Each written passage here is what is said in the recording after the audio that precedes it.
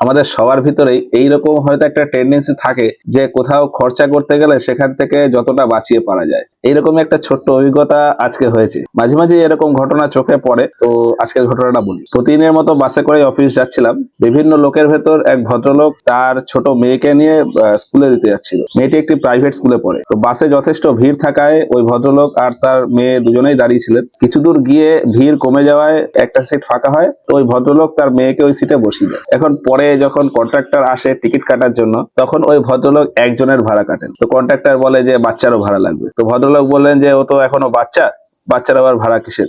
এর উত্তরে কন্ট্রাক্টর বললেন যে যে বাচ্চা তো সিট নিয়ে বসে আছে, এই জন্য ভাড়া লাগবে। এখন ওই ভদ্রলোক বললেন যে এইটুকু বাচ্চার তো ভাড়া লাগে না, বাচ্চাটার বয়স খুব বড় জোর হলে 3.5-4 বছর হবে হয়তো। তো যাই হোক, সেটা খুব বেশি ম্যাটার নয়। ওই ভদ্রলোকের কথায় ওই কন্ট্রাক্টর ভাই উত্তর দিলেন যে আপনি যদি সিটে বসে আপনার বাচ্চাকে কোলে বসাতেন তাহলে আমি আর ভাড়া নিতাম না, কিন্তু আপনার বাচ্চা যেহেতু একটা সিট নিয়ে রেখেছে সেই জন্য একটা ভাড়া লাগবে। তো এবার ওই ভদ্রলোক বললেন যে ও তো স্টুডেন্ট, তাহলে স্টুডেন্টের অর্ধেক ভাড়া নাও। তো এর উত্তরে কন্ট্রাক্টর ভাই বললেন যে আপনার বাচ্চা তো প্রাইভেট স্কুলে পড়ে, প্রাইভেট স্কুলের বাচ্চাদের জন্য আমাদের এই সুবিধা নেই। সরকারি স্কুলে পড়লে তাহলে অর্ধেক ভাড়া নেওয়া যেত।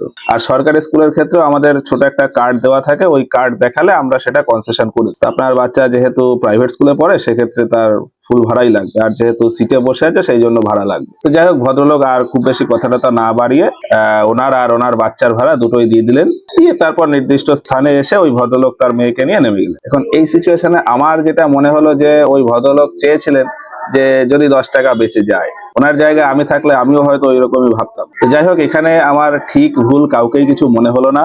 ওই ভদ্রলোক আর কন্ট্রাক্টর ভাই দুজনেই দুজনের দিক থেকে ঠিক আছে বলেই আমার মনে হলো। তো ব্যাস এইটুকুই। আর এরকম ঘটনা আমাদের সবার চোখেই হয়তো পড়ে মাঝে মধ্যে। তোমাদের চোখে এরকম কোনো ঘটনা পড়লে কমেন্টে জানিও। ব্যাস এইটুকুই।